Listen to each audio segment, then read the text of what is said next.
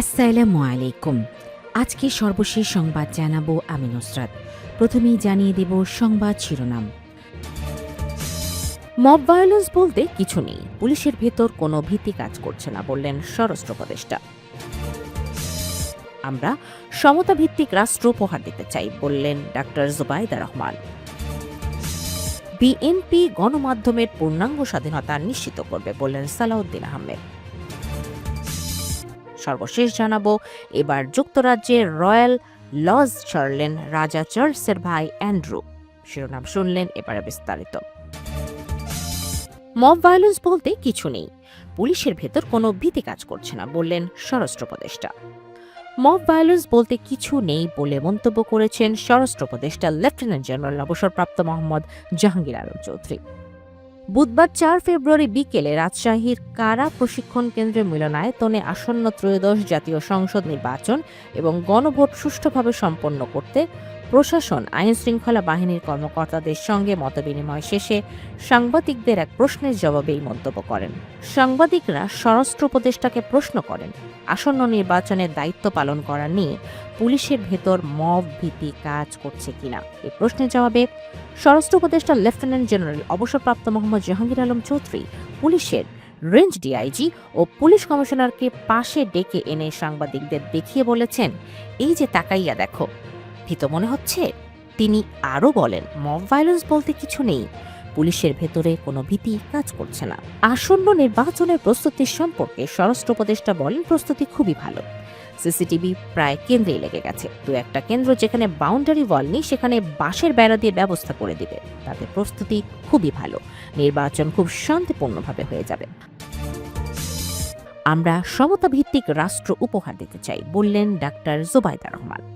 BNP ক্ষমতায় গেলে শ্রমের মর্যাদা, জ্ঞান ও সমতা ভিত্তিক রাষ্ট্র উপহার দেওয়ার কথা জানিয়েছেন দলের চেয়ারম্যান তারেক রহমানের স্ত্রী ডাক্তার জুবাইদা রহমান।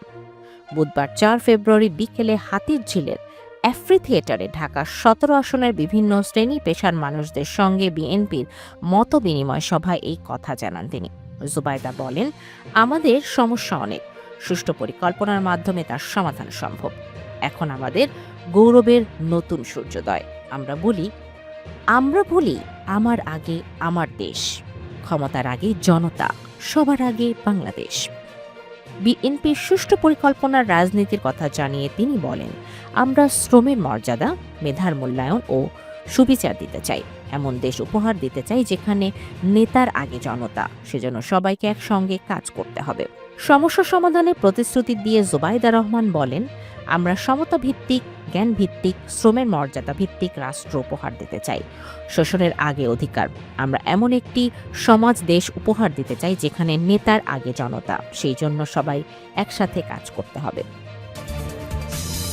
বিএনপি গণমাধ্যমের পূর্ণাঙ্গ স্বাধীনতা নিশ্চিত করবে বললেন সালাউদ্দিন আহমেদ।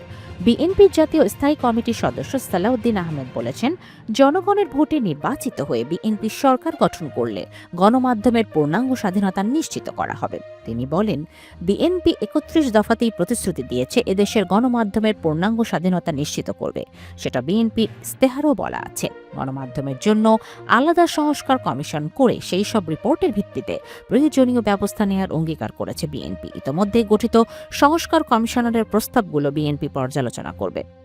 বুধবার ৪ ফেব্রুয়ারি চকরিয়ার রয়্যাল প্যালেস কমিউনিটি সেন্টারের সালাউদ্দিন আহমেদ মিডিয়া সেল আয়োজিত চকরিয়া পেকুয়া সাংবাদিকদের সাথে meet the press with Salauddin অনুষ্ঠানে এসব কথা বলেন তিনি। এবার যুক্তরাজ্যের রয়্যাল লজ ছাড়লেন রাজা চার্লসের ভাই অ্যান্ড্রু। ব্রিটিশ রাজ পরিবারের সদস্য এবং রাজা ৩য় চার্লসের ভাই প্রিন্স অ্যান্ড্রু মাউন্টব্যাটেন উইন্ডসরের রয়্যাল লজ ত্যাগ করে নরফকের স্যান্ড্রিহামে এস্টেটে চলে গেছেন। বর্তমানে তিনি উড ফার্ম কটেজে থাকছেন এবং ভবিষ্যতে মার্শ ফার্মে স্থায়ীভাবে বসবাস করবেন।